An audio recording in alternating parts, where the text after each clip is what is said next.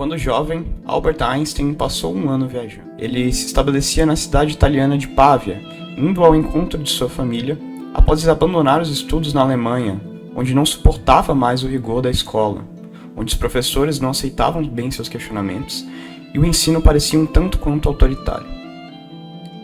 Era o final do século XIX na Itália e o começo da Revolução Industrial da época. Enquanto seu pai trabalhava como engenheiro, Einstein ficava em casa lendo as obras do filósofo Immanuel Kant e saía frequentemente para assistir às aulas na Universidade de Pavia como passatempo. Depois, na Suíça, ele mergulhou no estudo da física, inscrevendo-se na Universidade de Zurique. Poucos anos mais tarde, em 1905, Einstein enviaria 3 artigos à Annalen der Physik, a principal revista científica da época. Cada um desses artigos valia um Nobel. O primeiro demonstrava e comprovava a existência dos átomos. O segundo abria a porta ao estudo da mecânica quântica. O terceiro apresentava a sua primeira teoria da relatividade, a teoria da relatividade restrita. A teoria da relatividade restrita esclarecia como o tempo não passa do mesmo jeito para todos. Se hipoteticamente 2 gêmeos, ao nascerem, fossem separados e um deles fosse posto para viajar na velocidade da luz por 5 anos, enquanto o outro vivesse esses 5 anos normalmente na Terra, quando ele se reencontrasse, seria nítido que a idade de um deles seria diferente da do outro. Com esses 3 artigos, Einstein passa a ser reconhecido mundialmente como um dos mais importantes cientistas da sua época. As maiores universidades da época ofereceram a ele diversas ofertas de emprego para ensinar em suas faculdades. Havia, porém, algo que ainda perturbava Einstein. Embora brilhante, a teoria da relatividade restrita de Einstein ainda esbarrava em um grande problema: a gravidade de Isaac Newton. Escrevendo então uma resenha para sua teoria, Einstein propõe que talvez haja algo de errado na teoria da gravidade, tal como proposta por Newton, e que talvez fosse necessário corrigir algo nela para que a teoria da relatividade restrita funcionasse efetivamente. Mas foi só em 10 anos depois, em 1915, quando Einstein publicava um artigo, que ele solucionaria completamente esse problema.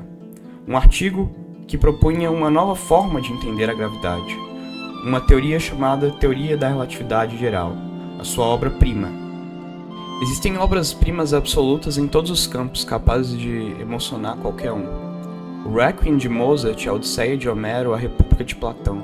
Captar o grande esplendor da beleza que carregam essas obras pode exigir um certo extenso aprendizado. Mas o prêmio é a beleza em si da contemplação dessas teorias. A relatividade geral, a joia de Albert Einstein, é um desses prêmios.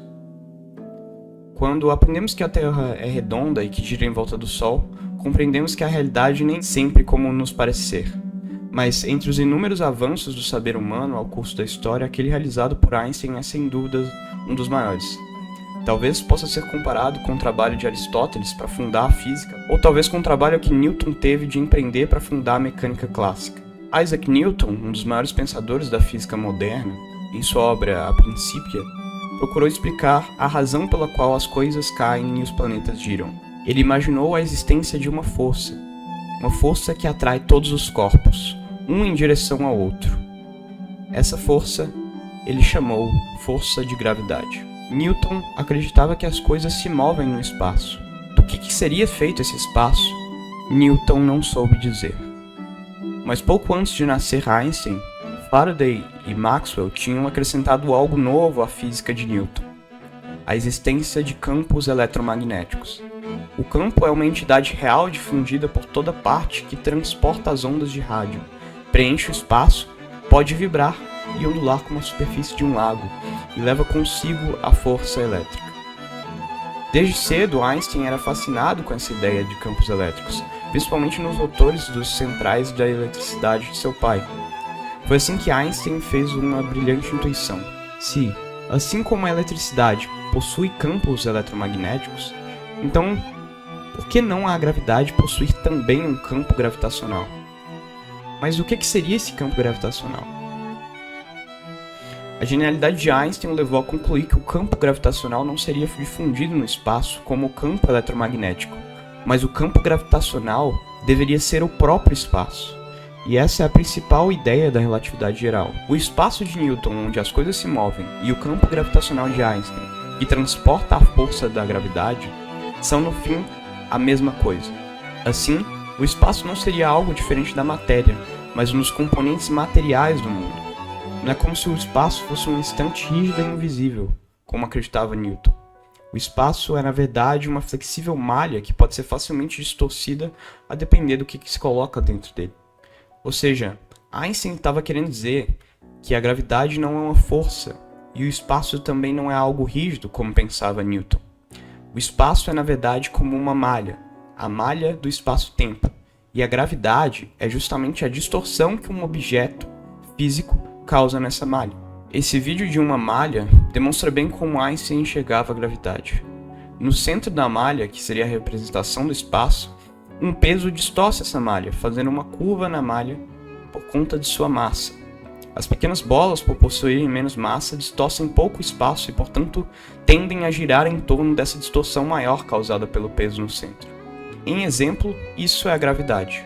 A gravidade é como que o efeito causado pela distorção de um objeto no espaço. Espaço esse que é como uma malha. Com a teoria da relatividade, o Einstein pôde prever diversas descobertas que só seriam confirmadas depois de sua morte, desde a existência de buracos negros, o desvio da luz e que o tempo passa mais rápido em lugares mais altos do que em lugares mais baixos. Em resumo, essa é a beleza contida na teoria da relatividade geral.